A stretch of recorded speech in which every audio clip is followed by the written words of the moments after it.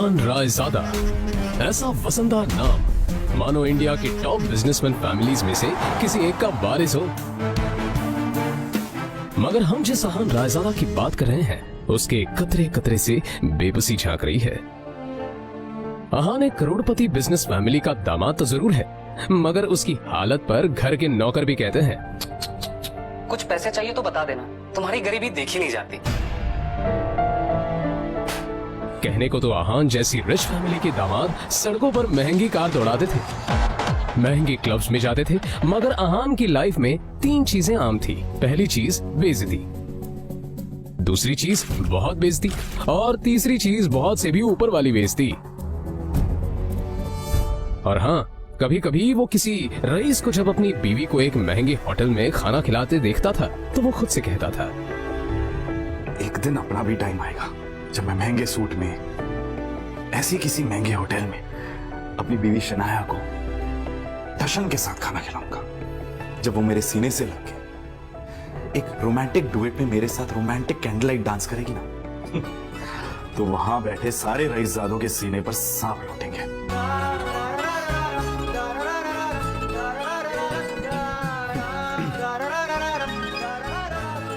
जरूर शनाया ने बहुत विश। अहान चौंक कर उठ खड़ा हुआ। मोबाइल स्क्रीन पर देखा तो शगुन का फोन था। अहान के सारे सपने छूमंतर हो गए।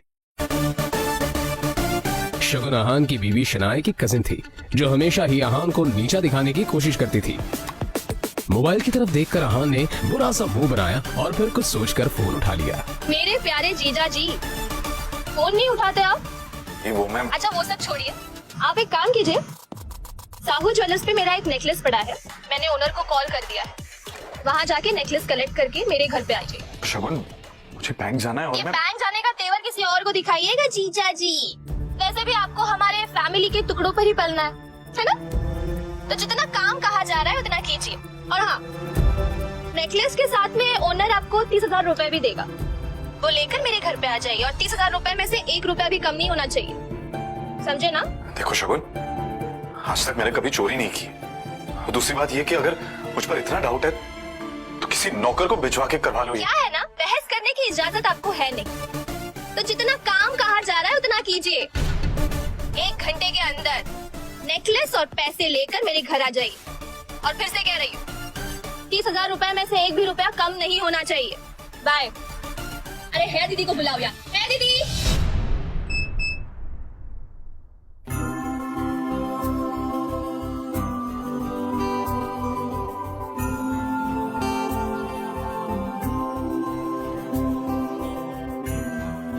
जल्द ही अहान फ्रेश होकर बाथरूम से बाहर आया और जल्दबाजी में अपनी अलमारी की तरफ बढ़ा, जिसमें 2 जोड़ी पुराने कपड़े रखे थे। उनमें से जो सबसे साफ कपड़ा था, अहान ने उसे पहनने के लिए चुना।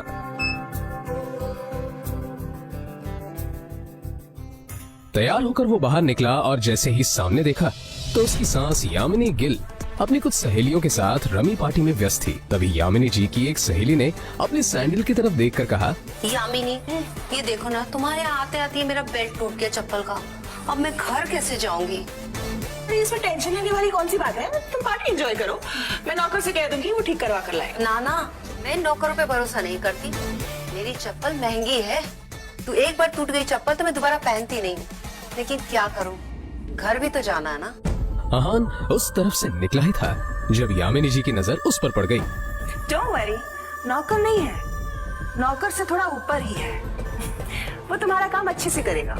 सुनो, ये चप्पल लो और इसे ठीक करा कर लाओ। तभी यामिनी जी की सहेली ने कहा, यामिनी, ये सब काम दामाद से अच्छा नहीं लगता। अरे तुम इतना टेंशन क्यों ले रही हो? वैसे भी ऐसे ये सब काम करने में बड़ा मजा आता है। तुम लोग को भी कोई काम हो तो बता देना। दामाद है तो क्या हुआ, चप्पल भी ठीक नहीं करा सकता? कुछ तो करे, वैसे भी कुछ करता धरता तो है नहीं। ये बातें सीधा अहान के दिल पर आकर लगी, मगर अब उसे ये सब हमेशा ही सुनने की आदत हो गई थी। उसे याद था कि आज उसका बर्थडे है, मगर ये सिर्फ उसे ही याद था, बाकी किसी को भी इससे कोई मतलब नहीं था। शगुन का काम करना चाह रहा। बहस मत करो, जो काम दिया है वो करके आओ। दामाद है तो दामाद की तरह रहो। भिखारी कहीं का, पता नहीं शनाया की जिंदगी में ऐसा क्या लिखा था कि तुम जैसा निठल्ला पति मिला उसे। और अब यामिनी जी की सहेली ने आहान को उसकी टूटी हुई सैंडल की स्ट्रैप दिखाकर कहा, ये वाली चप्पल ठीक करना है, महंगी दुकान में ठीक करवाना, समझ में आया? कहते हुए उसने आहान का हाथ उठाकर सैंडल उसके हाथ में पकड़ा दिया। ना चाहते हुए भी आहान को यह काम करना ही पड़ रहा था।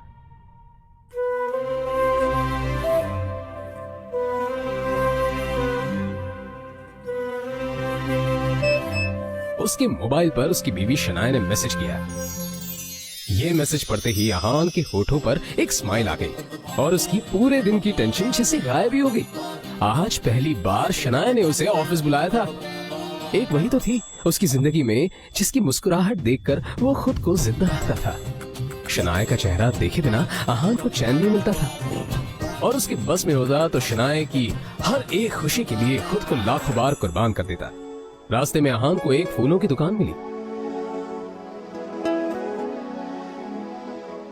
और अपना पर्स निकालकर देखने लगा। उसमें सिर्फ 500 का एक नोट पड़ा हुआ था। जैसे ही आहान वापस मुड़ा तो उसे शगुन का काम और अपनी सास के दिए हुए काम याद आ गए।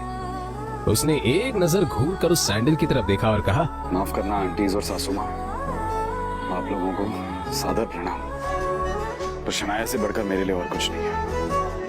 थोड़ी सी डांट सुन लेंगे आपसे। और फिर उस पैसे से आहान ने शनाया के लिए फूलों का वो बुके ले लिया। आज वो पहली बार गिल कंस्ट्रक्शन के ऑफिस जा रहा था, जो कंपनी गिल खानदान की थी। ये सोचकर आज वो फूला नहीं समा रहा था कि वहाँ उसका अच्छे से स्वागत होगा कि तभी सामने से आने वाले एक आदमी से आहान टकरा गया। उसका नाम देव मल्होत्रा था।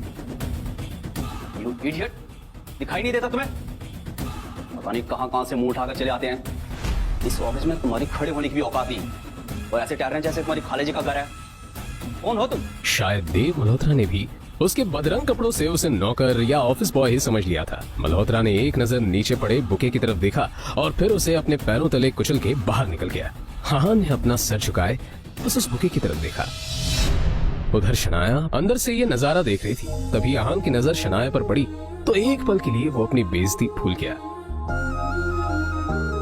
और वो शनाया के केबिन में दाखिल हो गया। वो शनाया की तरफ बढ़ा।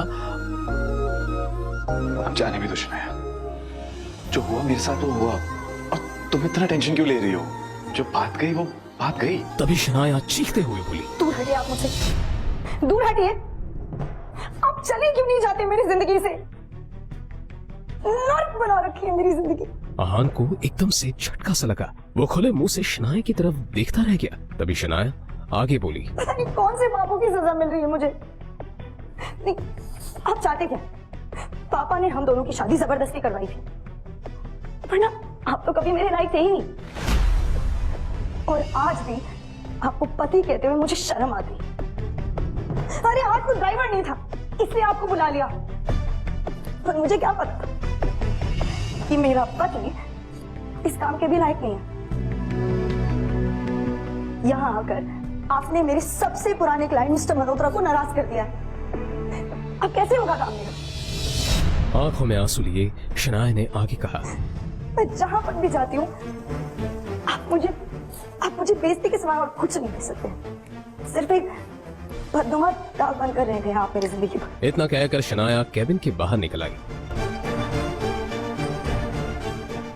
तभी रास्ते में पड़े बुके की तरफ देखकर शनाया ने कहा, क्या है ये सब? क्या गंदगी फैला रखी है यहाँ पर? फेंको इसे डस्टबिन में। फूल को अपने पैरों से कुचलते हुए आगे बढ़ गई।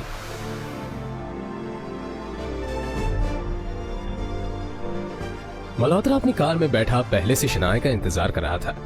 फिर आहान के सामने ही शनाया अपने क्लाइंट मल्होत्रा के कार में बैठी और बिजनेस के सिलसिले में वहीं से जा चुकी थी। तभी आहान के सामने एक काली रंग की कार आकर रुकी, जिसमें से एक अधेड़ उम्र का शख्स बाहर निकला। आहान उसे देखते ही चौंक गया, क्योंकि उसकी यहाँ आने की उम्मीद आहान को बिल्कुल नहीं थी। वो आदमी आहान के सामने आकर बोला, यंग मास्टर, एशिया की सबसे अमीर कंपनी और रायजादा ग्रुप के अरबों रुपए का बिजनेस एम्पायर आपका इंतजार कर रहा है। वक्त आ गया है कि आप आकर अपना बिजनेस संभालें। आखिर कौन है ये आदमी? आहान के साथ शनाया के इस बर्ताव का कारण क्या है? क्या है आहान की कहानी?